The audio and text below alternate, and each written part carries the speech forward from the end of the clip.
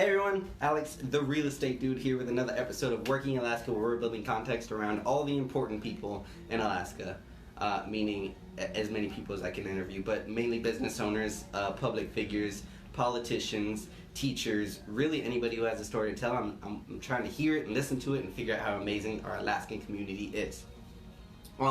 So to get started, before I introduce you to my amazing guest, is as you watch the video, if you will comment with the timestamp of something that added you value or something you thought was interesting or something like that. That way I can cut it from the video and make sure everyone else sees it. So if you do that, that'd be amazing. Okay, my guest today is Elle, who is amazing, and I'm not even going to tell you what she does because it's so many amazing things. All kinds of IT, safety. She has the evil word OSHA on her computer right now. Don't say it too many times. It's like Beetlejuice. They're you say it 3 times and they show up. So she works for Arctic Network Solutions, though, and is amazing and is a great networker, and you'll get into it. You'll hear it. You ready to jump into it? I'm ready. Let's do this. So we're going to start, like I said, at the very beginning.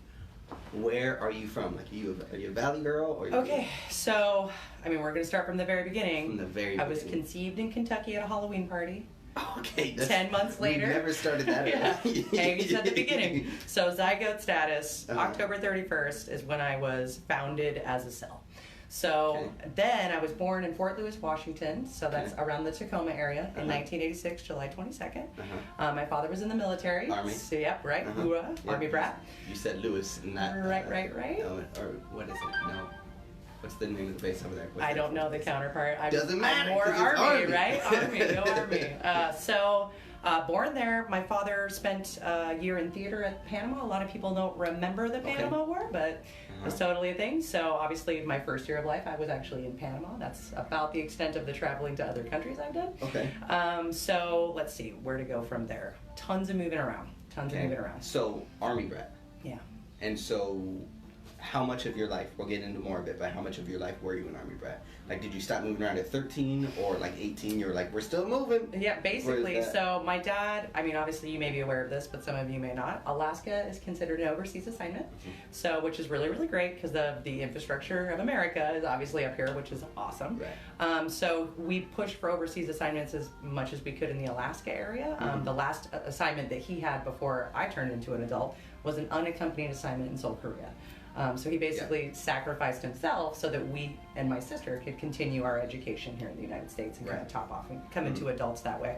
But I would say that Alaska is definitely my home. I really, really like it here for a lot of reasons. So. Okay.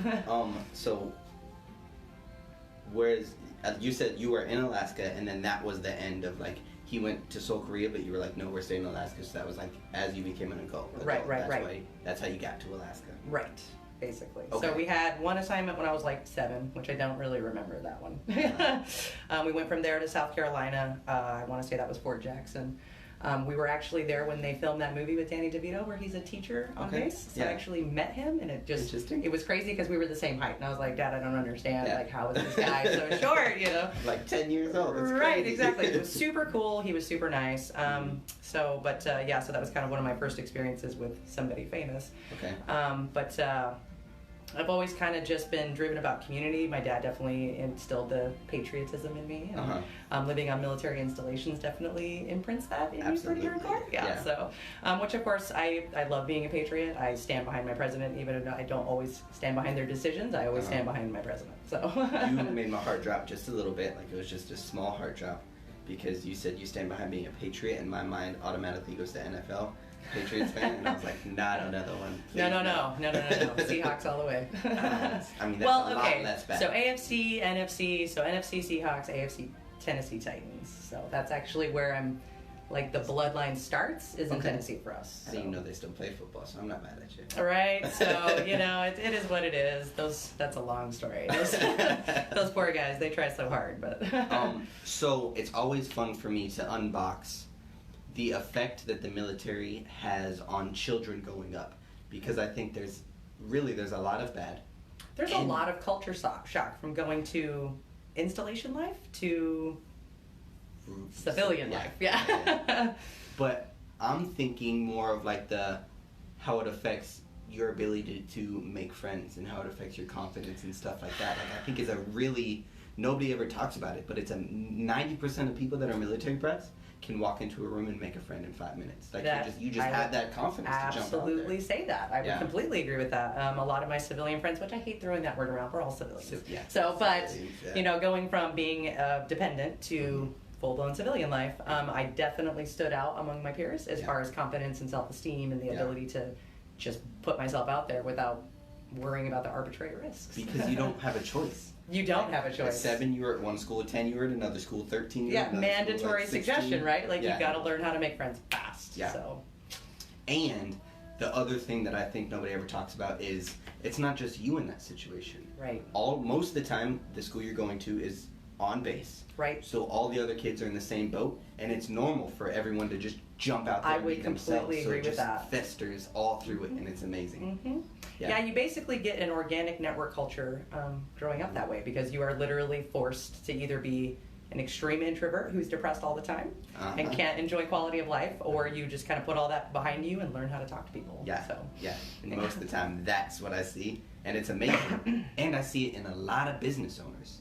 Like that's why I think there's so many veteran-owned businesses because the kids are doing it, but you're also doing it too in the military, where you're working with new people and making new friends and really absolutely. And I would say it's almost harder for adults to do that because there's so many social strings and you know, arbitrary things that are just implied and you know, so I would definitely say that struggle is real. Yeah. So so let's get into you moved all around, and then what about like the high school years? So high school years, I actually went to the same high school the whole time. Okay. And that's where my dad's sacrifice came in because I was coming into being a junior, so from a sophomore to a junior, when it came time to like, okay, we're either all moving or you can go for 1 year. Right. And he fully bit the bullet on that. So.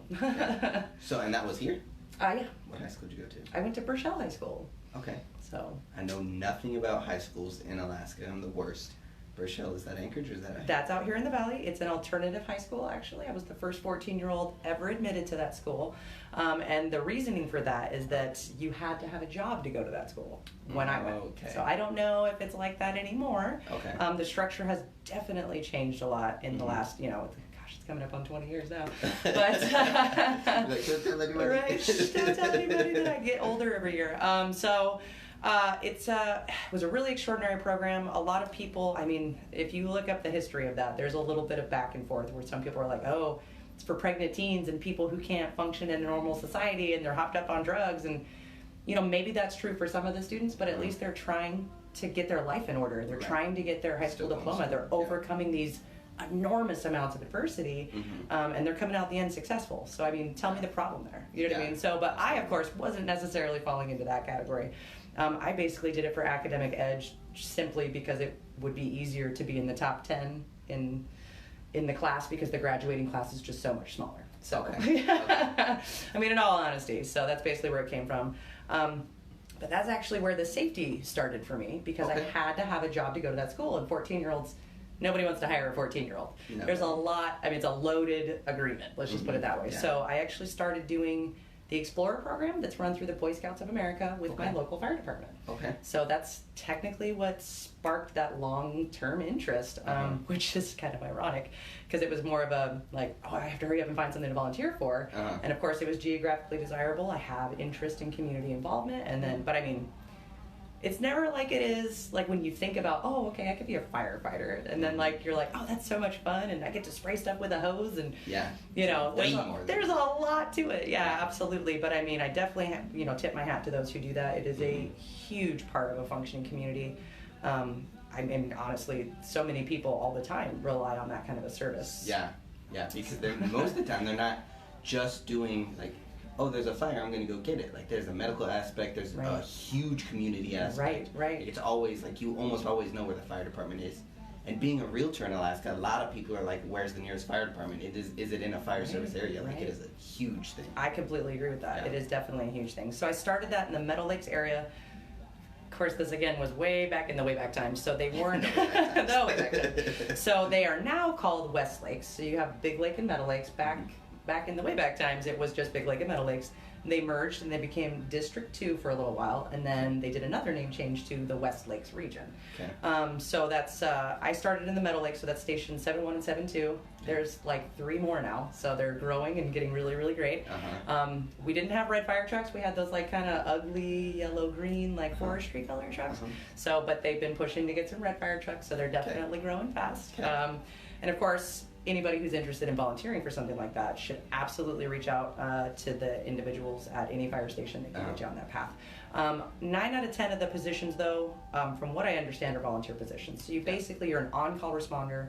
You only get paid when you're actually doing something. So like if you're sitting around waiting for something to happen. So most people have regular jobs. Right, and then they just go. Right. So, I mean, when you consider that, I mean, these people are making a pretty huge sacrifice. You know, it's a pretty huge sacrifice. Yeah. So. Okay. So, Burchell High School, you said, all 4 years, which is super impressive being in the military. Yes, absolutely. It is very uncommon. And you said you did it to academic edge to get in the top 10%. Why? Were you thinking like the UA Scholar Program, straight up? You were thinking like, this, and then I'm going to college. Like, it was You're right, no which of question course I actually did graduate first in my class, but I didn't use my scholarship. I actually passed it down to the next person because the things that I was trying to do didn't require that kind of hot to trot. Really, it was just my academic resume being padded. Yeah. So makes sense to me. Yeah. You got to take the leg up. Like, yeah, that's absolutely true. And I think that, again, circling back to like military life prepares you for being an adult very early in life and how to create that edge and create that curve where you're at the 5% on this side of excellence, which you didn't not work for it. Like you still put in the work for it. You just put yourself in position to be likely to be number one. Yeah. Right. Thank you. So why not military? I wanted to join the military, and that's actually so when we got attacked in 2001, I carried my happy butt over to the recruitment office, and the gentleman that I talked to actually knew my dad.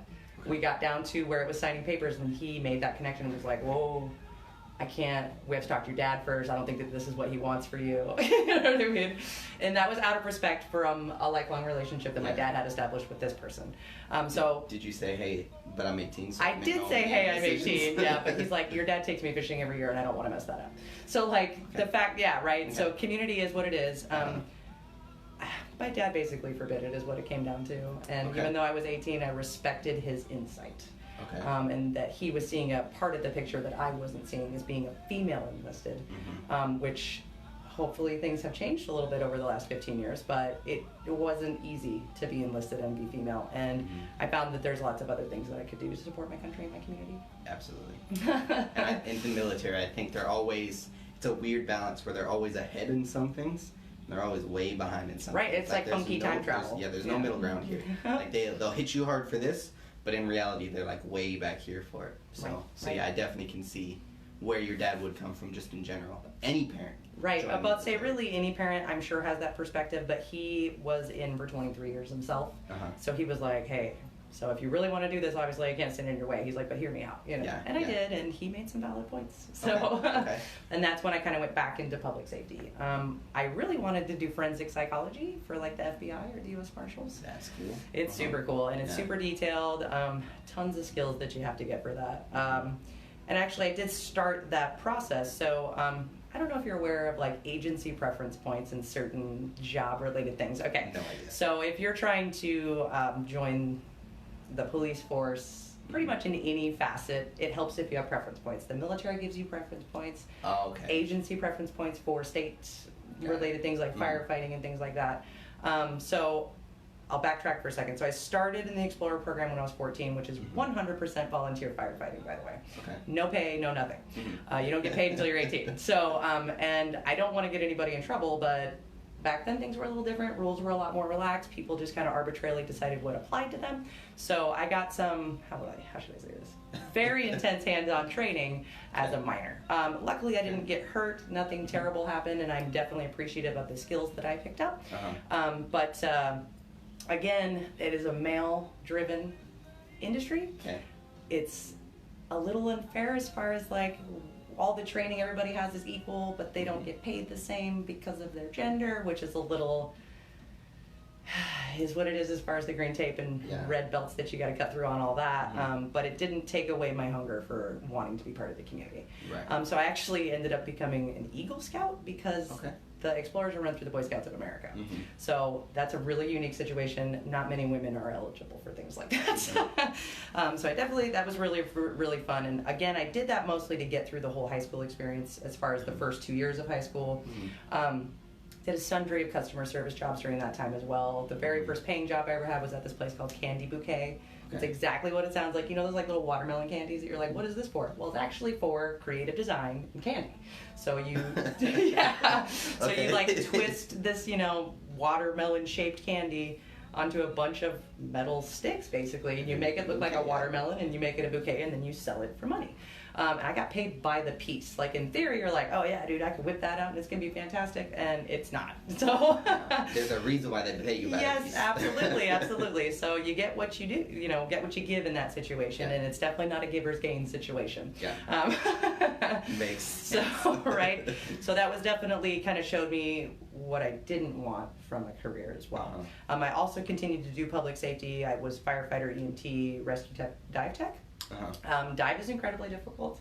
It takes a very special kind of person to endure the claustrophobia of firefighting to begin with, but during the emergent situations, underwater on a very delicate timer, I mean, you have to be super squared away to do that. So like I tip my hat to the Coast Guard, to dive and rescue. Crazy. Like it is insane. It's not really my jam. I got the certification and I let it slip because I was like, I don't really want to check that box. Like I got it, but I'm right. Again, here. One of those things that you kind of find yourself where you're like, okay, I'm going to roll the dice and see what I like, and it turns out I didn't really like that. But I really did like structure fires and forest fire, and dabbling into cross training basically makes you effective in most situations. So again, because of the on-call responder side of things, if you're trying to take that career to the next level, cross training as much as you can is super smart. But I personally definitely liked the firefighting aspect of it. But after a few years of doing that, I kind of decided that I wanted to be more proactive than putting the wet stuff on the red stuff, that I wanted to educate the community about how they can prevent these horrible scenarios to begin with. Not necessarily coming in and consoling, being like, oh, this terrible thing happened to you, you must have had a terrible day. Be proactive, exactly. So that's what led into occupational safety.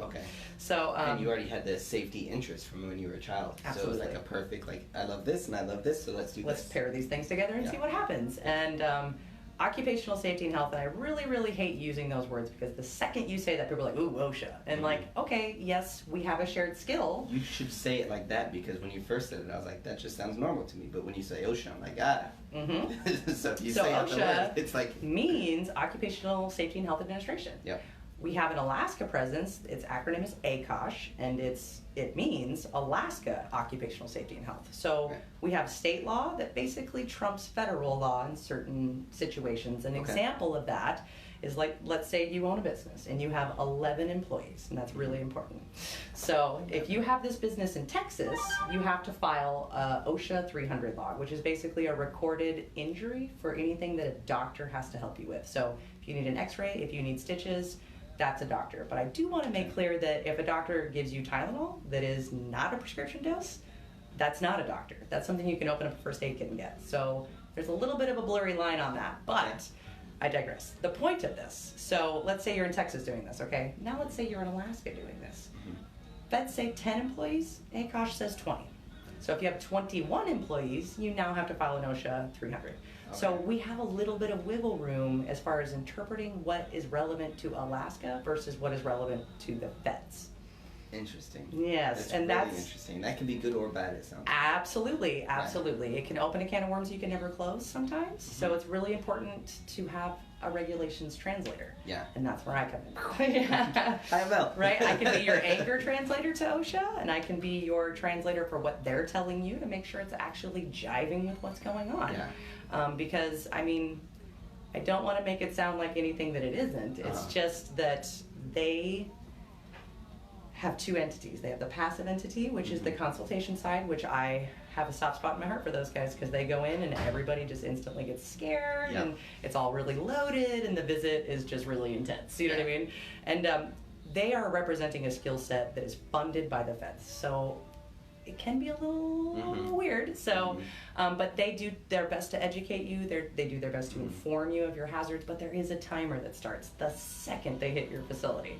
So let's say you have 15 hazards identified. You have 30 days to mitigate those hazards. Not to say that you shouldn't mitigate them in a quick manner when you're working with me, but it's not nearly as loaded. You know what I mean? When I come in, I'm not going to start a timer. That's not going to happen. We're going to work together to mitigate hazards at a good pace that's healthy for your production. Right, because at the end of the day, they're a hazard.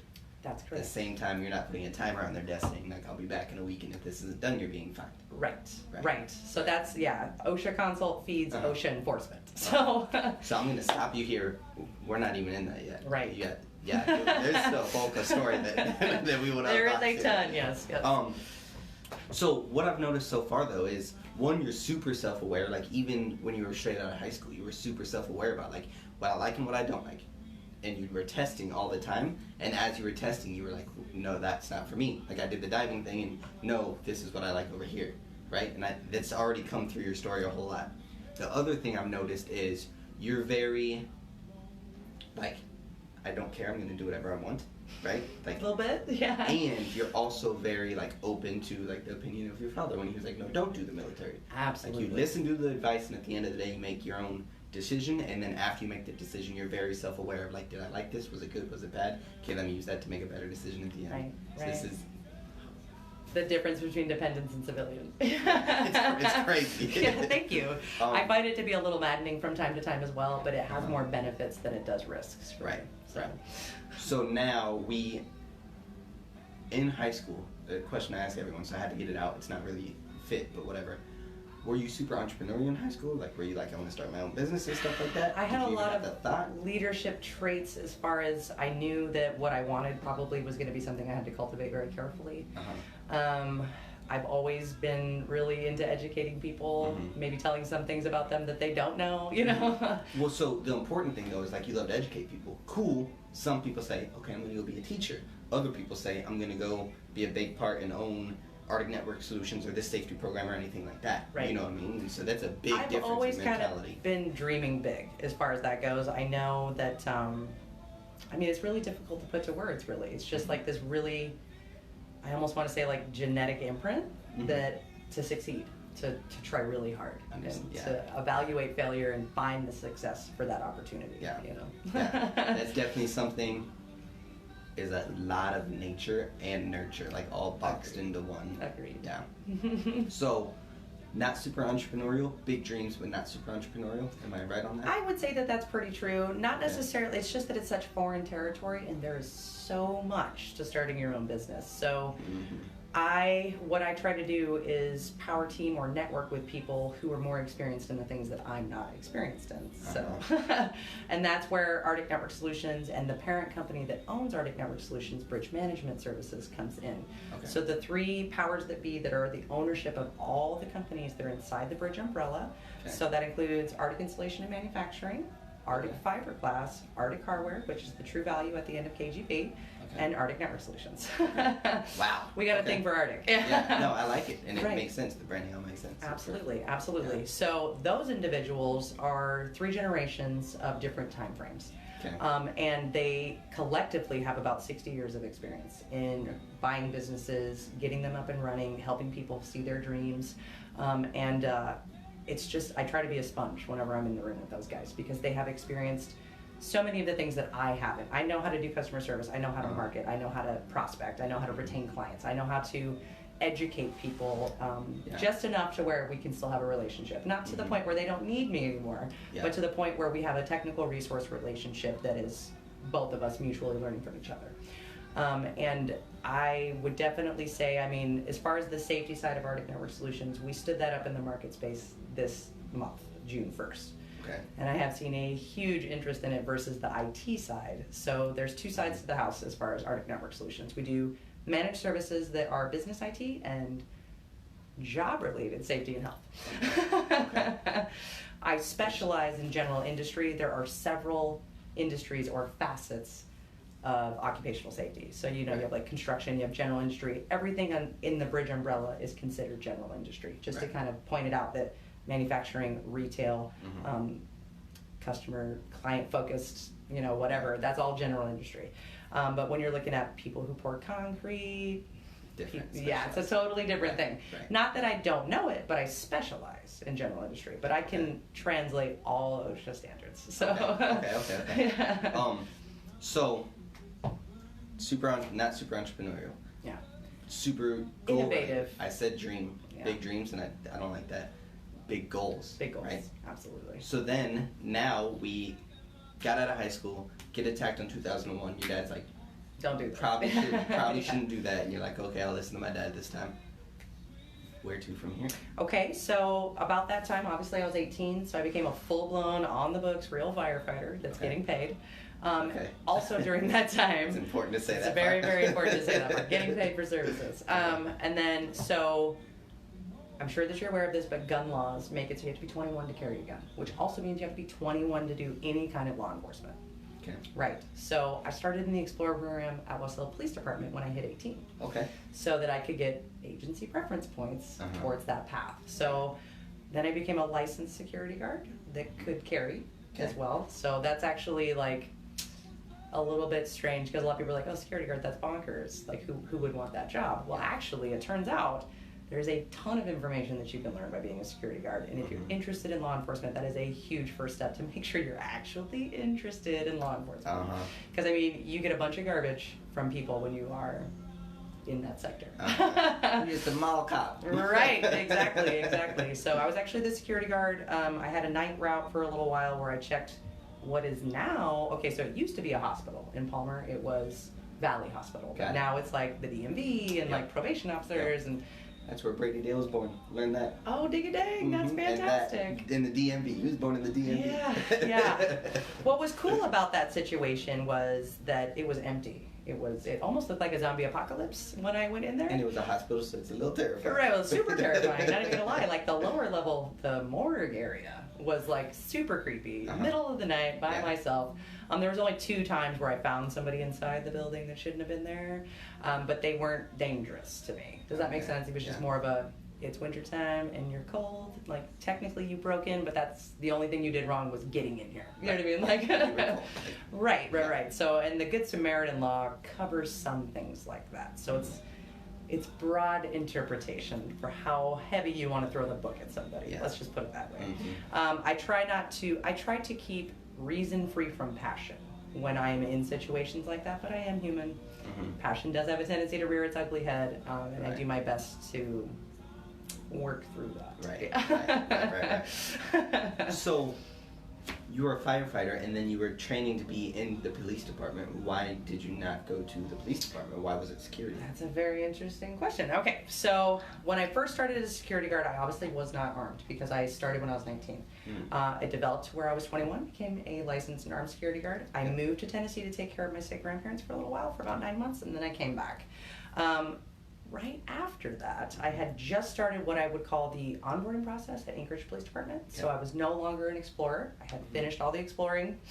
I'm ready now. Right, I'm ready now. Let's do this. Let's real full-blown adulting. So, and then I took a antibiotic. I had pneumonia really bad, and I took an antibiotic I had never taken before. And 7 days in on a 10-day regimen, I found out I was allergic to that antibiotic and was in a coma for 9 days.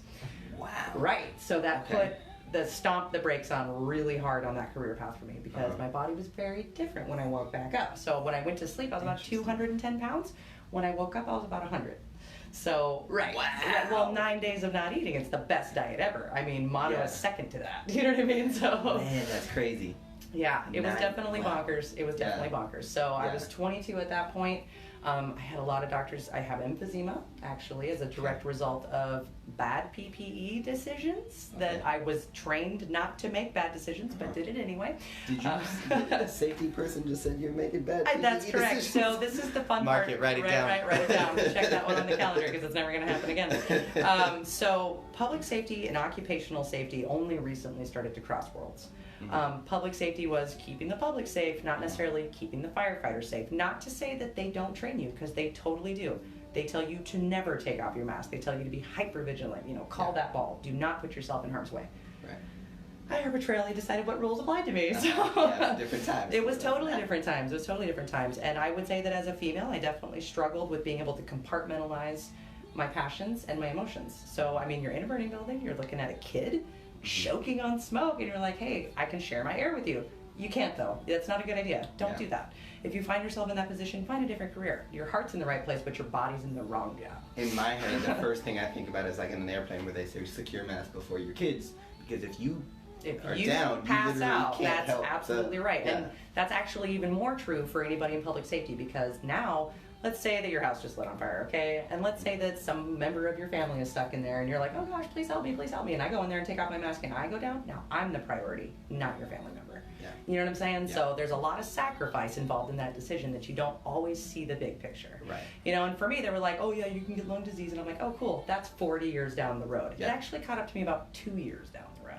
So I mean, like, yeah, it can be a today thing. You know what I mean? And that was definitely one of the long and hard learning for me. So, but back to answer your question, I backed out of law enforcement because my body couldn't keep up with the physical demands that would be a part of that. Okay.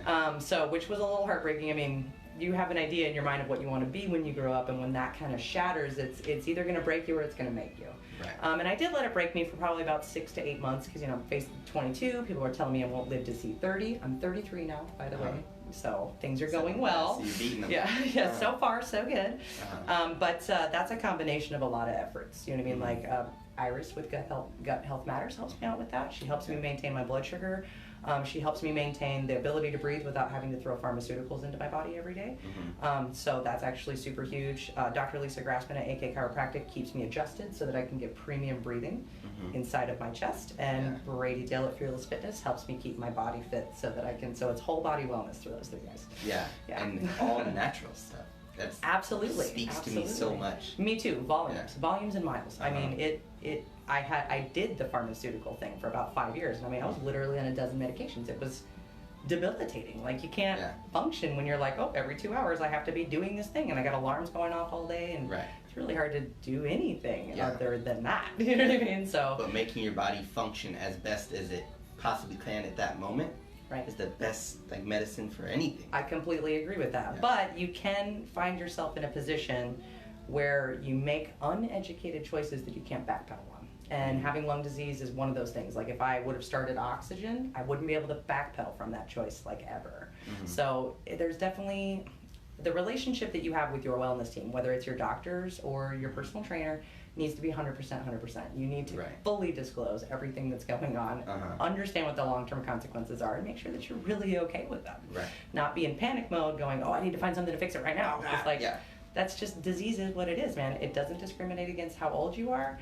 It doesn't care what color you are. It doesn't care what your religion is. It doesn't care where you came from or where you're going. You know what I mean? It seizes what it can take from you, and it will take everything that you let it have. So that's great. So before we get into that I just lost the word. What's the word? The lung disease? Emphysema. Chronic obstructive pulmonary disorder. There it is. So I want to focus more on the coma. Okay. I had a feeling you were going to want to talk about that. Right, yeah. I mean, most people do. Most people instantly have 100 questions. That's crazy. Yeah. But mainly for me, I want to know, like, the mentality shift of, like, when you were before, like, I'm doing all this stuff, and you said how it broke you for 6 to 8 months. Like, it really crazy did. Experience. It was debilitating for a second. I was completely paralyzed by mortality predictions, what the future looked like, just because it was like being in a long tunnel with a flashlight that only turned on sometimes. You know what I mean? Like, every now and then I would just have perfect clarity, and then it was like, I can't see anything anymore, I don't know what direction I'm going, you know what I mean? So it was definitely one of those formative experiences that taught me the necessary drive to be an active participant in your quality of life, like, period. So if you can tell me, like, how you felt, like, like the 2 weeks afterwards, like when you first came out, like the first initial. So the first 24 hours worked out of that. I literally thought I was still in the coma for the first 24 hours because I wake up, I'm surrounded by people I've never met, in a body that is much smaller than I remembered it being. You know what I mean? So I literally even said to my doctor, like, you need to produce a person I have met before, or I'm not going to believe this. I'm like really having a hard time swallowing this as reality right now because. For me, my experience, when I was in the coma, it was just as real as what's happening between me and you right now. Now, there's a lot of things that you can say to explain that. So I'm going to verbally be very delicate about that. Okay. It could have been hallucinations due to synapses inside of my brain to help me cope with the things that my body was going through. It could have been a divine experience to assure me of the opportunities that I was about to be presented with and the adversity I would have to overcome to find my goals and to create new goals. Right. But that's hypothetical. I'm not really sure how to express it, but it was Either way it felt. It was very impactful for me, and it felt very, very, very real. I mean, one of the first things I did when I woke up, within the first 2 weeks, was become baptized. I had never been baptized into any religion, and I started making active choices towards understanding those rituals, why they exist, and what they mean. Okay. So, very, obviously, 9 days, you don't wake up with mental clarity at all, right? It's Not at all. You just slept for 9 days, but you're still tired. Right. It's crazy. Right. But, so after that, what was your first, did you realize right away that, your life was going to change in, 100%? Absolutely. I instantly knew that what I had planned for me was no longer a plan for me. Okay. And then, so, like you said, that 6-8-month period, I'm sure there was a lot of doctor's appointments. There was a lot of people telling you that your life expectancy is not what you expected it to be. Your job's not. So during that whole crazy tough period, in my head, I'm thinking it's just like having cancer. It's this is it. I would say that that's true, only you have less options, actually, because, and I don't want to try to say oh, my disease is worse than yours, but there's less treatment options. This is not something that it will never go away, from what I understand. I have heard very recently some doctors that suggest that you can regrow lung tissue and you can repair lung tissue. Okay. That is up for debate for me right now, as far as I've had a sundry of doctors tell me it's not possible, and I've had one tell me that it is. So I really, really hope that this one knows what she's talking about. Right. You know what I mean? But I'm not going to put all my eggs in the same basket either. If it works out, great. If it doesn't, at least I tried. It sounds like the case of hope for the best, also kind of prepare for the worst. Keep a level head about it. Absolutely. I completely agree with that. Another thing that I kind of found out after I woke up from the coma is that I'm actually a really good writer. So I published a book. I have it right here. I'm just going to grab it for a second. Yeah. Pitch it. Do it. It's the perfect spot. Here it is. So here it is. It's called My Eyes. My writer name is E.L. Yeager. That's my husband's last name, so this is how I carry his name. Okay. So it's called prosody, which is basically a form of prose that it's so beautifully written that comes out poetic. I own that word. I made up that word. Okay. So it's been used one other time in literature in the last 150 years, and it was in the preface of somebody else's document that basically meant free verse prose. It was the slang term for free verse prose. Okay. So, but over 150 years ago, so the copyright on that is up. So, mine. Right? Boom, own it. I got that now. I do want to give a warning to anybody who decides they want to make up a word. So you should think about tenses, other forms of that word. So prosody is a collective work, right? That's more than one. When it's one, it's a prosum. That's really, really hard to say. Not nearly as cool, right? When you write it, you are a prosette, which, again, doesn't make much sense. So I didn't really think about it fully when it all just started happening so fast, really. But you're prosody. That's awesome. Right. That's fun. I'm doing that. Yeah. What's really cool is that it's totally a real word. It's going to be put in the Webster's Collegiate. That's cool. I know. I'm so stoked about that. Do they give you a little... They do. That's awesome. They do. I'm super stoked about that. So obviously I have trademarks and copyrights on that. What's really fun about this, so when I was writing it, it was summer of 2010. My husband was working out of the city, pretty much super remote Alaska at the time. Okay. And I love my husband very, very much. We are definitely best friends. It's just not right without him. Not that it's bad, because the world is still good, but it's just better with him. Right. You know what I mean? And during this time, it was a very crucial sort of pivot point in my life as well. So I had sort of wrapped my mind around okay, well, the things I thought were for me aren't for me. What else can I do? Trying to understand my body and translate what my doctors are saying to find out what's relevant to me in my life. So I just kind of started writing, and I've been journaling since I was 7 years old. So I have journals, pretty much daily logs, all the way back to when I was 7. So, wow. Right. That would be interesting to go back to. It is what was I super thinking cool. at 9 years old? Exactly. And I dated and timed everything. And I mean, you can see the full evolution of my life and how I view the world and, you know, what hurts me, what makes me happy, all that stuff. Just, I mean, it's pretty cool. That's awesome. And I highly recommend, I call it Captain's Log because I'm a little old for a diary or a journal, so I call it Captain's Logging. So if you find yourself like, how can I get to know myself a little bit better? Start a Captain's Log. You know what I mean? Just you know, what you did today, time and date, and then the next thing you know, it's just going to start rolling out of you. You know what I mean? You're going to start finding things about yourself that you never really knew about because it's not something you have ever said aloud. You know what I mean? So when you look back on it later and you read it, you're like, wow, that's really, really epic. That's like, I'm going to tell that to people, you know, and that's kind of, so this is basically my captain's log that's been edited and cleaned up for society. So, because I mean, you know, the expression inside, I definitely would say that I'm a very intense person. I have a lot of just unbridled enthusiasm, whether it's for something that's a good thing or something that's a bad thing. And sometimes it can be a little bit of a burden to have just like a lot of focus on things. Okay.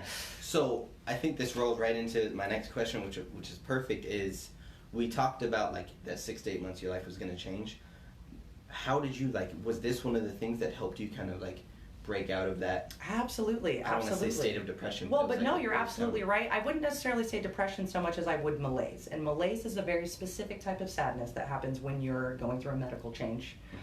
More over when you're having to live with a lifelong disease. Because it's not necessarily that you have a chemical imbalance because you're, you know, whatever, but it's because your circumstances are such a bummer that you don't know how to deal with that. You know what I mean? Which can almost be a little trickier because like you have to find your own accountability. It's not something that you can just be like, oh, let's throw this medicine at it and it'll go away. You know what I mean? So you have to have a lot of inner accountability. And I think that this helped me find worth outside of what I thought myself for. Does that make sense? Because like I really only saw myself in community-driven, law enforcement, very specific industry and skill sets. Not to say that I didn't believe I could do more, just I never thought about doing more. I always had this one focus, one drive, like has to be for community, has to be for patriotism, has to be helping people. Which is a lot of things, but not really. Like when you're looking at the bottleneck of choices, like that's a pretty specific choice, right? Right. So, but yeah, so it definitely helped me find new worth in myself and understanding that of all the things that I am, there's more to me than just those things. You know, so it was definitely a pivot point for sure, where I was able to kind of fill my own bucket back up and be like, oh, so it turns out I can do things that I love that I didn't know I loved. Which is a super important step, especially after what you just experienced. And a really 6 to 8 months sounds like a long time. That is quick. It's like overnight. I appreciate you saying that, but when you're in it, it does not feel overnight. But hindsight being 20/20, it did happen quickly. I tried not to be static in my emotions. I tried to be dynamic and feel it as I felt it. And it's something that kind of taught me, like, you know, give it whatever it needs for a second. You know what I mean? So like, give that grieving 5 minutes. And then call the ball and go, okay, I'm done grieving now. I'm done grieving today. You know what I mean? And just taking it minute to minute, especially in the beginning. You know what I mean? And allowing people to help you.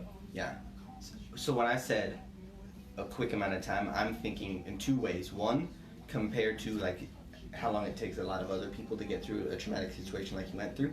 And two, in the scope of like average life, 6 to 8 months, like that's a nothing burger, right? In the scope of 20 minutes, like we're still talking like we're less than 5% here. Right. Yeah, like it is quick. Yeah, when you look at the broad scope of all time, I would totally agree with that. Yeah, we're looking like, what is this? Right, that insignificant pebble. But I mean, what's crazy is that pebble feels like a boulder sometimes. But once you can get the perspective that boulder is literally a pebble, that's when you know you're moving forward and making good choices and getting your brain to communicate with your soul. You know what I mean? So you got onto writing this book. Did you decide to write more books, or what was the next step after, like, now we're through it?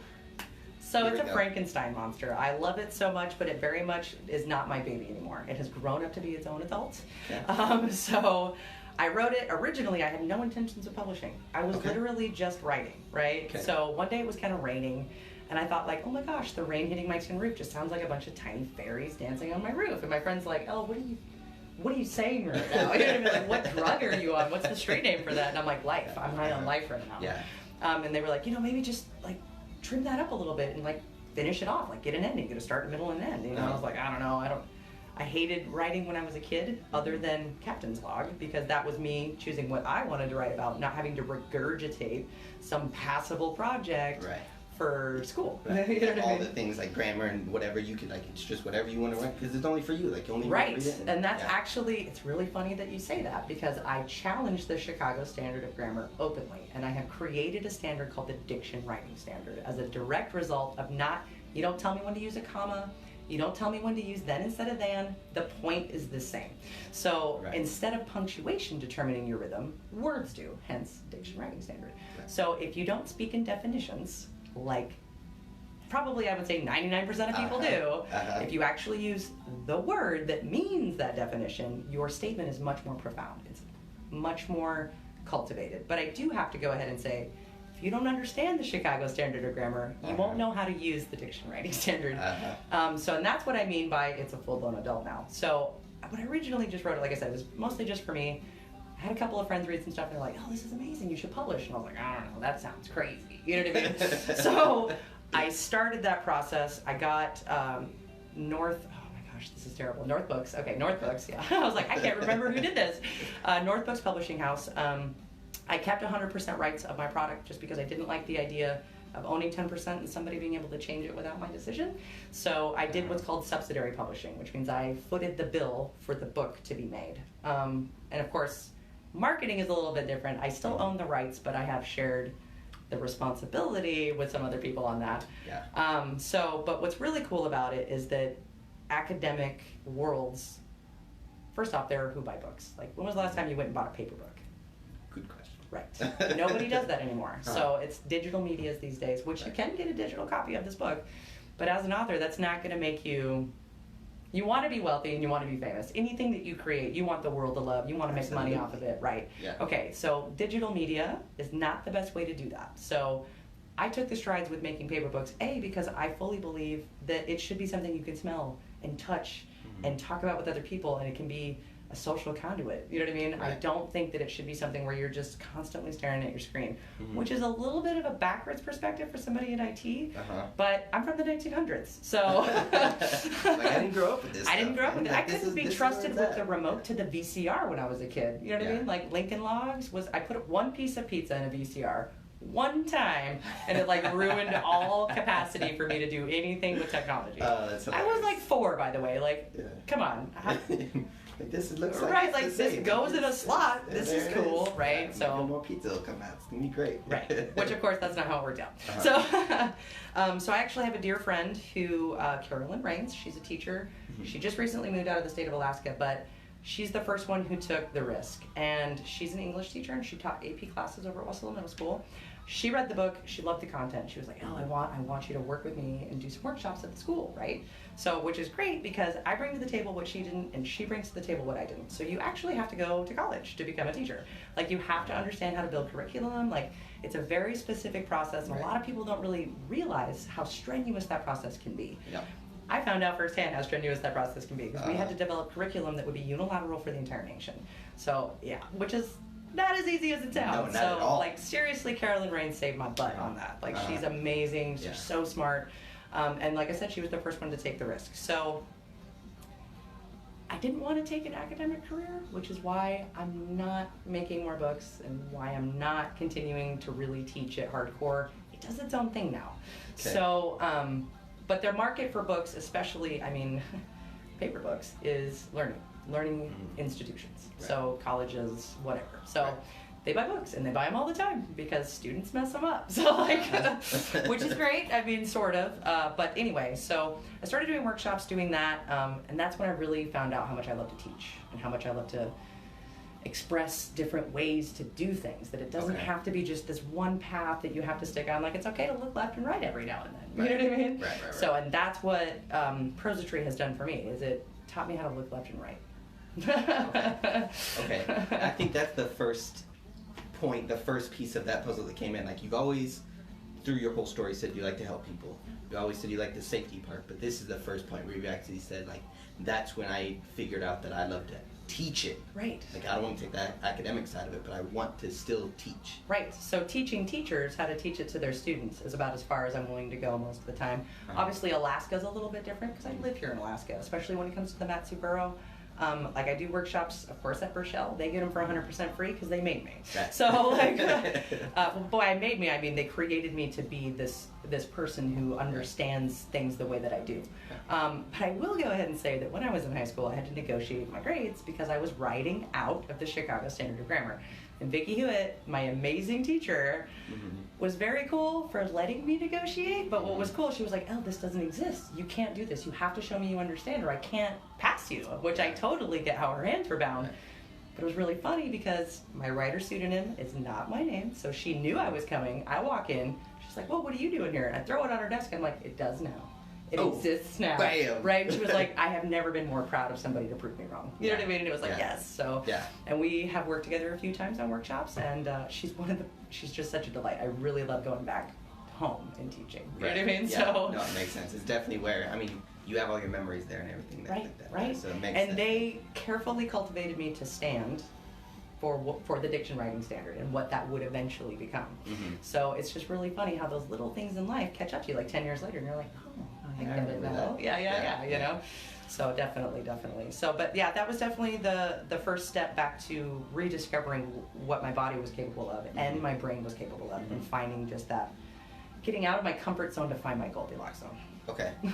So then, like, right after that, it was like, now we're getting right into the safety thing? Or how did Arctic Network Solutions play into the Arctic Network Solutions, really, I mean, we've been a business for 2 years. Okay. But we have been, like, slow moving as far as that goes. I mean, we're talking molasses in December. Well, so before you go there, even before Arctic Network Solutions, between the book and Arctic Network Solutions, we're looking at a few years, right? That's absolutely right. There's about a 9-year gap. Yeah, so what's going on in those 9 years? Okay, so let's fill in that time.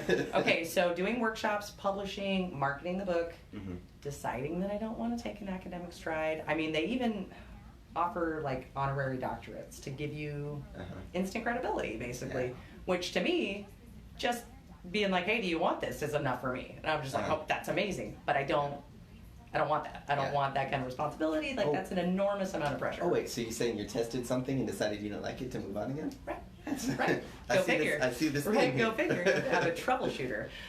So I'm married at this point. Steven is my husband, by the way. Okay. Shout out, Steve. Hey, baby. His mother and father own the Silver Fox. Just off of, I believe it's like mile 50 on the Parks Highway. So it's technically a bar, but it's also a restaurant. Some of the best steaks that you can get in the valley, and I'm not just saying that. Lots of people. It's right across from Big Lake Road, right? Or pretty close to it's before Big Lake Road. Yeah. Like so so mile 49 is like the Pittman intersection. So you're going to go around that little bend. There's going to be a little bit of a straight stretch, and then there's kind of like a blue older structure off to the right. Side. So like there's like the buses and stuff, the Two's Transport on the left side, and then Silver Fox on the right side. Perfect. If you're heading north, just to orient you. Yeah. Anyway, so my husband moved up here from Washington. Which is actually a really cute story, but I won't go there just yet. So we meet, we're dating, things are going really great. We're getting married within 6 months, which is fantastic. We're going on 10 years this year. And his parents were like, "Oh, we need some help around the bar," right? So we're like, "Cool, whatever, summer jobs." Yeah. Right, summer jobs turned into 8 years. So like, he was the like lead cook in the back, which like, I'm the luckiest woman alive. Like, he can cook some seriously good food. Plus, he's an amazing person to begin with. Yeah. So he's amazing and he can cook? Right. I mean, double threat guy, right? So when are we having a barbecue? Steve, you're watching this. Right. So he did that. I did like what I'll call marketing, public relations, reputation control. Entertainment, as far as like, we actually did this halftime show for a little while during football season where me and Eddie Maxwell, who then worked at Country Legends 100.9, he now works for the Ohana Media Group, so it's a little bit different, but 10-foot personality, this guy. Eddie Maxwell is fantastic. I don't know if you've ever met him, but his voice is so amazing. Like, he's perfect for radio. Anyway, he's a really clever and fun guy. So we started doing all that stuff, and then just kind of got a little complacent because We were in our 20s, wasn't really sure where we wanted to go in life, making good money, working with family, which has a good and bad side. Right. Mostly good though. I mean, we really do all love each other. She's not like evil mother-in-law. She's like best friend. I actually knew her before I met my husband. Okay. So yeah, it's a, again, really cute story, but we'll get there. So, and then it kind of ended up where I was also doing basically dabbling IT, which is like really toxic to any environment because you know just enough to get yourself in a lot of trouble. Right. So, but it kind of sparked the IT interest for me. Most of the stuff there is really, really lightweight stuff. I mean, like getting the jukebox to talk to the network, making sure the karaoke guy can download songs. You know what I mean? Like light duty. Yeah. Like, not heavy figure it out. Yeah. Not heavy hitting at all. But it definitely sparked an interest in me that I didn't know that I had, which that kind of laid latent for a little while. But so, gosh, I want to say three or 4 years ago, that structure caught on fire. Yeah, it was basically like a bad wiring from like 30 years ago that finally reared its ugly head, started right at the panel in the lower level. Terrible, I mean, lots of damage. Nobody was inside, which is great, but lots and lots and lots of damage. So I actually found that entrepreneur in me because I was like, we have to do something. We have to do something, and we're not made of money. How can we make instant money? So I did an auction, and I did where I reached out to the community and was like, hey, if you want us to rebuild this, we need your help. We need hands to help swing hammers. We need people donating material. And it kind of blew up. It was great. I mean, the community response was so, it just enriched my soul. It filled my heart. It showed me like, even though it's a bar, it's a staple for a lot of people. Right. You know what I mean? And it was just really lovely to see such a community interaction. We actually, I even had this giant wall. So like if you ever go to the Silver Fox, just check over by the karaoke booth. There's this big wall with hundreds of names, and it's all the people who helped us get the building back going. Even that sign was donated by A1 Signs. So Barb and Dawn are amazing. Yeah, like every step of the way, every wall that we hit, we just broke through those walls. I mean, it was just amazing. It was amazing. So, and it, again, was one of those like, if you find that you have influence, maybe you should use it for the greater good. You know what I mean? So and very introspective of you to go through that and be like, oh, like I kind of like this. Yeah. This is marketing that's fantastic. Yeah. A lot of people are just like, yeah, that was cool. All right, back to what I was doing. Back to what I'm doing. Right. So, and that's actually kind of what happened to me. So we got the structure good to go. We got it all stocked back up. I mean, because structure fires are really, really bad for everything. So like none of that stuff's supposed to be on fire. So all of the inventory had to be thrown away, which was like, it felt like we were about to do a prohibition. I mean, we're literally like just throwing liquid down and like just bottles and bottles and gallons and gallons. I mean, it was so sad. But I mean, it was kind of fun too because I don't drink, so it was just kind of like, yeah, woo, you know, like getting crazy. Like a Greek wedding, but instead of plates, you're throwing vodka exactly, bottles. right. Basically, of course, it was much safer than that sounds. But you were in the PPE. We were right, exactly. So got the building going again, got the customer base coming back again, which was, like I said, the community involvement was just so profound. It was so great. Continued to work there for about a year or two, just kind of, like I said, stuck in complacency, not really knowing what I wanted to do. Right. At that point, I had, towards the end, made the positive decision, affirmative, like, I don't want an academic career. I don't want this as a career either. What do I want? Right. And that's when I fell into occupational safety and health. So fell into a really light word because we've absolutely established by this point you're super introspective. So you were like occupational safety and health. I get to teach people. Done. I like IT. Done. Right. I like the entrepreneurial side. Done. Right. So it's like bop. Obviously, it's what I'm doing. Right. So, and I wish it was actually all that intentional and perfectly orchestrated, but it kind of was a happy accident. So I met the individual, Brian Wilkerson, one of the three individuals. He's the president of Bridge Management Services. Okay. This is when they were building the True Value. I originally was just trying to be the store manager of True Value. Right? Okay. So, because I knew that somebody would have to do that, and I had a ton of customer service experience and marketing experience, and was like, it's at least worth a shot. Management, and like you have all the, checking all the boxes. Right, absolutely. So, I really started to develop a relationship with him. My husband works at Arctic Installation and Manufacturing at this point. He's transitioning into what would be quality control and quality assurance, so he's basically the last step. So Arctic Installation and Manufacturing, they're basically the pre-insulated pipe people. So they use HDPE pipe, a lot of cool secret recipes, and you get an amazing product on the other side. So if you ever drink water in Bethel, you're drinking through an AIM pipe. Okay. Yeah, so fun times. Yeah, fun times. So he was doing that. I was unemployed at the time, other than the book. So I'm technically the president of Dusty Books. Okay. So yeah, that's my business name, Dusty Books. Dusty, like Dusty Books? Dusty Books. I like it. So, and what's really fun about that is I made an email that's Dusty Books AK, right? But there's no underscore. So it's Dusty Books AK. It looks like Dusty Booksack. And like, I didn't see that until it was on a 20 or 42-inch screen. On my little business card, it wasn't so bad. I see it on a huge screen, and I'm like, oh my God, that looks like Dusty Booksack. Like, gosh. So there's just so many things I really didn't think through during that process, which is really surprising for me because I try really hard to think ahead.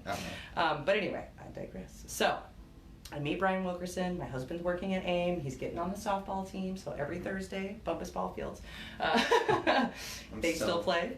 Yeah. If you guys need to sub, let me know. I will totally let you know. That will probably happen at some point. Yeah. Is it Matsu softball? Yeah. I even have paid my dues. Oh, so, fantastic. Yeah, That's wonderful. Cool. So, I will let you know because I'm sure that will 100%. come up at some point. Yeah. So I'm getting to know Brian, and like, he's just a powerhouse, man. He's just...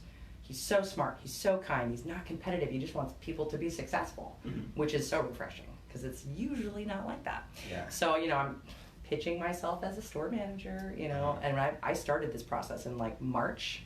And by the time end of June came, it was like a huge shift because the safety person that they had at AIM, for one reason or another, didn't work there anymore. And he was looking for a safety person. He just happened to say in conversation, he's like, I got to try to find a safety person. And I'm interviewing a guy, but I'd really like a couple more options just to kind of weigh it out. And I was like, what about me? Why don't you let me do that? He's like, you want to try? And I was like, let's interview, right?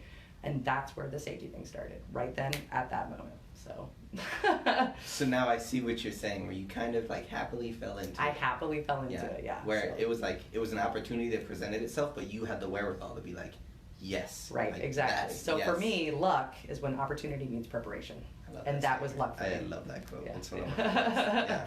Absolutely. So, and it has just been like literally nonstop. Like, I'm in deep like with IT, but I love safety. Like, safety is my jam, dude. Yeah. Like, I could talk about it for hours. Like, nobody's even around. I can see you light it up. You're already a high energy person, and you started talking safety, and you're like, oh, here we go. It happens so fast. I love safety so much. And I mean, sometimes there's a downside to that. Like I said, just unbridled excitement because you're talking 100 miles an hour about things that people don't understand from somebody they've never met. So like, they're like, just tell me what I need to do. Tell me what I gotta do, lady. Jeez, I can tell that you're skilled. Come on. Yeah. So, and I've been doing that ever since. So I was originally hired through Bridge Management Services to be their safety specialist. Okay. We gave us basically agreed on a 2-year timeline to just build the safety culture throughout all of the Arctic companies, move to safety training supervisors so that it didn't necessarily have to be one person that represented those things. Right. It took 6 months. So that's the closest I've ever been to being fired, was when that position dissolved so quickly. Okay. But again, a standalone position to accommodate your companies is a little bit different than what we're doing now.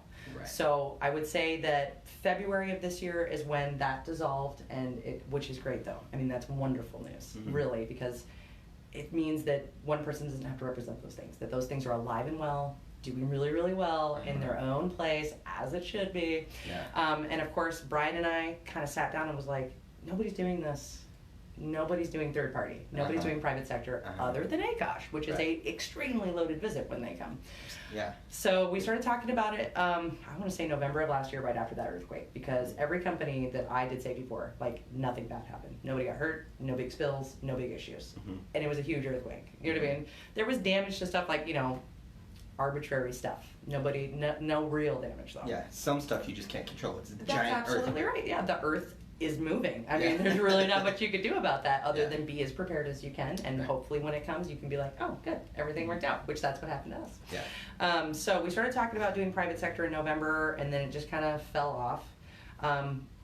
My focus obviously was just 100% making sure that Arctic was good to go. And once we hit that point, it was kind of, they were like, what else do you know? What else can you do? I was like, well, I've been dabbling in IT just enough to be toxic. I would like a little bit more training on that, though. I think that would be great. And we stood up A&S a little bit stronger in the market space. So before that, Tony Matika, who's the operations manager of Arctic Network Solutions, was basically a one-man show. You know what I mean? Like, he is amazing, don't get me wrong, but I mean, that's a lot of pressure for one person. Right. And when you're standing up a new business, it kind of has a boutique-y feel anywhere, where you're just wearing a lot of hats. You know what I mean? Yeah. And Tony was definitely wearing a lot of hats. So I was happy to come in and just kind of split those tasks, you know. So I'm the assistant manager, he's operations manager at that point. So March is really when we stood up for heavy marketing in the Matsu Borough. Okay. Here it is June, and we've increased our business by like over 33% with the marketing techniques. Crazy how many people know, like, I've been just talking to business owners and stuff like that, and the amount of people that know who you are and who know who Arctic Network Solutions is, which is crazy because it's an IT company, which is normally a company that's like, I don't want to say forgettable, but like, you're totally right. Most people are like, yeah, whatever, like I'll call them when I need them. It's crazy. It's kind of a tarnished brand. I mean, it's a mixed bag. Like, some people are really good at what they do and they follow through with what they say they're going to do and their mission statement makes sense, and some people don't. And that's fair in any industry, but I would say that it's definitely an issue in the Matsu Valley with the IT presence. Not gonna name any names because it ain't like that, but it's just, you know, it's hard to put some shine on that brand sometimes. So focusing on you guys are killing it in no time. We are kind of nailing it. That's absolutely true. We have taken, I think that BNI, which is Business Networking International, has definitely been the most profound tool in the belt. But somebody who cares and is motivated is what makes that work. I mean, they basically give you a fertile garden to plant your seed in, but they don't make it grow. You have to do that your own. So they have a really wonderful tool. It's called BNI University that's only accessible to members. And it will teach you everything you need to know. I mean, it tells you how to ask for what you're looking for from a client. It tells you how to say no, where to draw that line, how to refer not only you, but other people's businesses as well. And obviously network as a collective that has the same core values and the same network culture.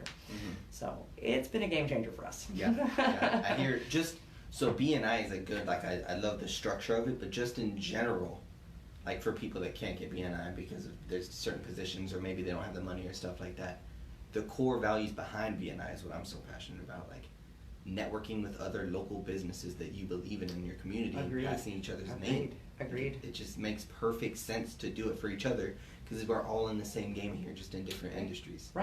And it's really great. I mean, BNI does kind of give you some exclusivity. So once your industry, so I represent occupational safety and health and IT, those two seats are occupied by me. So another IT company can't come in and pitch managed services. Now, if they want to pitch like computer repair, we don't do that. Website design, we don't do that either. So there is an umbrella that kind of accommodates to, information technology, but what does that mean to your company? There's different sectors of that one. Right. That's a perfect way to put that. So that's actually one of the things I really like, though, is being able to shut out your competition, because it is very competitive, it is very capitalistic when it comes to standing up a business in the market space.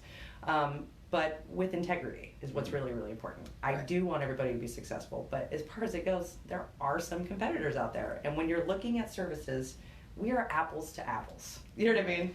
I want to make myself an orange among apples and make it an easy choice, you know, and that's where BNI came into the table for us. Makes sense. Like, I want all the business. Like, I hope you do well, but any chance I get, I'm taking the business. That's right. Like, I'm not going to make you fall to climb over you. I'm going to go around you. You know what I mean? Like, absolutely. So, and like I said, we just stood up the job-related safety and health June 1st. So, I mean, I will just kind of paint a picture on how hard it is to help somebody understand an IT partnership and how hard it is for somebody to understand a safety partnership. So as far as contacts, you're looking at 60 to 80 contacts. So we're talking emails, conversations, lunches, 60 to 80 before somebody understands why they need you to be an IT partner. Because they're like, well, my computer turns on, what's the problem? Crazy. It's super crazy. Now, safety, we're looking at 5 to 12. Because there's a little bit of a mandatory interest in that. You know what I mean? So, like, you have to be aware of it. You have to have certain things to be compliant. And most people just don't really know what that means. You know what I mean? So when I'm like, hey, let me help you do this, they're like, great, finally, somebody who's not ACOSH. You know what I mean? So that brand is only tarnished in some ways, and it's mostly because of people's misinterpretation of what ACOSH and OSHA are trying to do. But it can feel like you're getting bullied sometimes, especially when it's over your head for understanding. You know what I mean? And that's a tough one. That's a really tough one. It makes sense to me why people feel that way. Also because OSHA and ACOSH don't come from a place of like education necessarily. They come from a place of like I'm gonna fine you if you don't do this. Like, I'm sure they really have all happy kinds of you said that, education because behind if they educated you 100%, then they wouldn't make any money. They technically make money on failure. Right. Do they want you to fail? No. But they don't make money if you succeed. Right. And that passive entity that's the free side relies on the monies that enforcement makes. Like, a really good example of this is a can manufacturing company in Ohio recently just got like $100,000 in fines and an injury for something as simple as a lockout tagout. Now, lockout tagout is ensuring that if energy moves through something that's broken, that you make it so energy cannot move through it before you touch it again. So like the repair process for a piece of equipment is basically what we're talking about here. You unplug it first? Unplug it first. That's a great first step. You also want to lock that plug. You want it to have the on mechanism needs to be protected so that it can't be pushed on if it hasn't been unplugged. Okay. And in this specific scenario, they didn't use their lockout tagout program. A person's arm got stuck and broken, and they got not only the workman's comp side of that injury, but also $100,000 plus in fines for not doing the simple lockout tagout. Yeah. I mean, how much? Okay, so for me, if you have 10 employees in your business, it's going to cost you $100 a month to retain me. That's $1,200 a year. That's a really small cost compared to the price of non-compliance. Right. You know what I mean? Right. So it's a huge deal. And you get breaks with your workman's comp and your liability insurance, having a chief safety officer, basically. You appoint safety to this person. You show your insurance company, like, hey, we're taking this super seriously. Look at all the credentials this person has. And they go, oh, let's give you a break because you're less likely to become injured. Right. Because that's true. So one of the business principles or objectives that I really hate is selling fear. And it sounds like you are not selling fear. Like, that's OSHA and ACOSH. That's what they're coming in, is they're benefiting off of that. You're being even more proactive in front of them, which is amazing. Yeah, thank you. Yeah. I try really, really hard, and I don't want it to, because I'm not ACOSH, I'm not OSHA, I'm not affiliated with them at all. I just know what they know, and I have really good working relationships with them. Yeah. So I can be the heat shield between my client and these entities. Right. You know to provide that education, and not just education, but you're also obviously going in, like, checking up and like making sure they don't have any hazards, and making like ACOSH would get you for this. Yeah. Like, let's not we do this. do it as if it is ACOSH. I go through and I do a walk around every month of your facility. I write you a report. I give you suggestions for hazard mitigation, and then you are safer. Right. Yeah. As long as you fix those things, not like, oh, that's cool. Right. Oh, interesting. Let's throw that in the pile. Yeah. Right. So educating and understanding how to mitigate hazards is really important. Job hazard analysis is a really healthy way to do that. It's very, very effective, and almost anybody can do it. You don't have to have special certifications. Yeah. So it's just a matter of understanding how to do it, and that's where I come in. I come in for training. I come in for facility compliance. I come in for technical resource. I have a lot of skills for that. I'm really glad we had this conversation, because I never knew before that it's real easy to, like, my uncle was a safety guy. There's a million people that are safety guys, but what does that even mean? Right. There's a question mark at the end of that statement. Yeah, absolutely. There's a big, and the other thing is, I don't think, like, this industry, there's not very many competitors. Like, it's a competitive marketplace, but I don't know very many. There's nobody else doing this in the Matsu Valley. Yeah. So the fact that you identified it and put the IT on it and like all of these things. Well, managed services is what Arctic Network Solutions provides. Initially, it was just IT managed services, but then I was kind of like, what does managed services really mean? That's a really broad spectrum statement. I mean, it could be property management, it could be financial management. I mean, there's lots of things. So when I looked at occupational safety or job-related health and safety, I decided, why not? Why can't that be a managed service? If I'm your consult and I'm managing those services for you, then I'm managing your services, right? So it kind of just, I had to kind of get a little finesse on that for the pitch for all the members of the C-suite. It's kind of like nobody wants to roll the dice and be like, yeah, so that just cost us a bunch of money and we didn't make any, So there was definitely a small time frame where there was a lot of powwowing going on of how that looks, what's it going to cost to stand up, and basically what it comes down to is it doesn't cost anything for us. I have all those skills already. It's a client-based model, with a mission-based scenario, so it's mostly educating and talking to people and networking and getting lifelong relationships that are safety driven. So the expense of standing it up was right there on those shoulders. That's right, the Atlas expense. So, which is great. Like I said, I'm really passionate about safety. I just love being able to help people not find themselves in that worst case scenario, and if they do, what they need to do to get control back. Right. So, I don't know if you heard the beep. I did. I heard a beep. That's the GoPro is no longer recording. We're over an hour now, which is crazy. Dang, that is crazy. It feels so fast. Right? Like 20 minutes. Yeah, that's safety for you, though. You get talking, and then the world just keeps spinning around you, and you're having a good time, and boom. Okay. So, like I always said, I've always finished with the 3 things. The one thing is, was there anything that you wanted to talk about that we didn't talk about? We covered a lot of things. Not really. We pretty much covered everything. Yeah, we did cover a lot. I really feel like we covered a lot of bases and helped educate people quickly on what's going on. Yeah, I like it. 2, we talked a lot about your business, but specifically, like, if you could, you're standing up. I did my first B&I meeting, by the way. You're standing up and you're asked, like, if you could give 60 seconds of like, what, like, a general scope of like what you specifically provide, like if you are interested or a business is interested in these things, what would that be? And how they can contact you, so Facebook, Instagram, LinkedIn, because I hear you have one of those, phone number, email, all of that. Like, I want to give you an opportunity to spread that whole message. Okay, well, my biggest thing, obviously, is, and I'm probably going to steal your third question here a little bit with this statement.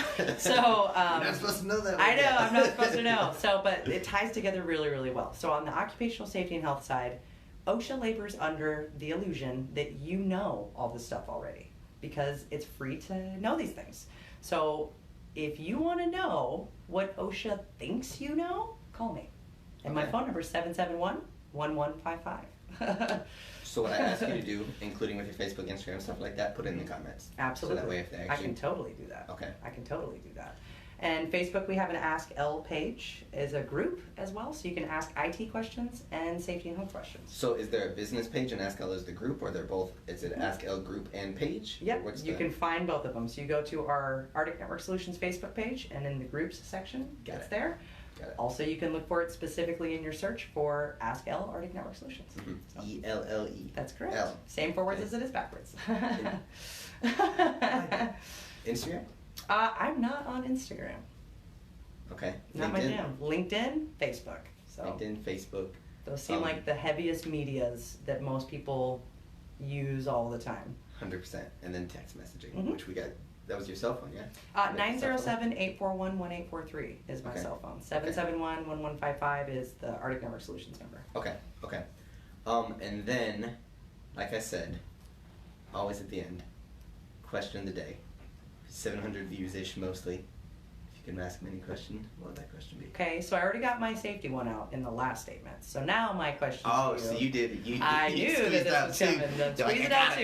Get as much juice from that as I can.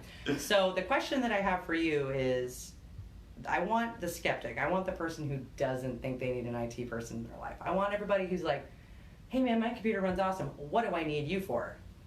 I want to tell you. I want to educate you on why you need me. Give me the chance to do that. And it's totally free. I'll come in and talk to you for 100% free about why you need an IT partnership. Okay.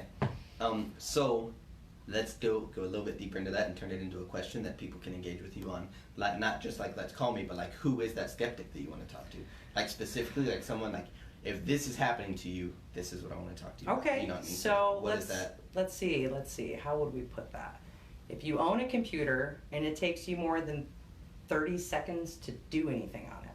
So if you're pulling up your email and it's taking more than 30 seconds, if you're on your web browser and it's taking more than 30 seconds, there's a really loud noise coming from your fans, if your production in your business environment, people are complaining about the speed of things, that's who needs to call me. If your stuff is jacked. That's right. If you suspect that your 8-cylinder engine is only running on 4 cylinders, you need to get me in your life. Because technology should not be fighting you. It should be helping you grow. It's embedded in everybody's lives now. I mean, we carry supercomputers in our friggin' pockets. That doesn't necessarily mean it's working right, though. And it is not slowing down. It is not slowing down. We can talk for another hour about 5G. Oh gosh, it's crazy. Easily. Dude, it's the new space race for our generation. It's bonkers. Once we have it, though, there will be no going back. No, there won't be, and it's going to be a crazy shift. Crazy I completely agree with that. Yeah, I completely agree with that. So, all right, we're done. We're helping. Okay, Thank you for doing this. Thank you for doing this. I appreciate your time. That was Working Alaska, episode number 13. Elle, what is your last name? Roberts. Roberts. Elle Roberts, Art Network Solutions. If your stuff's jacked, call Elle. Ask Elle on Facebook. Till next time. Thank you. Thank you. This always does this. You see this finish button? Yeah. Okay, I'm going to focus it on you while I try and Good luck focus with it.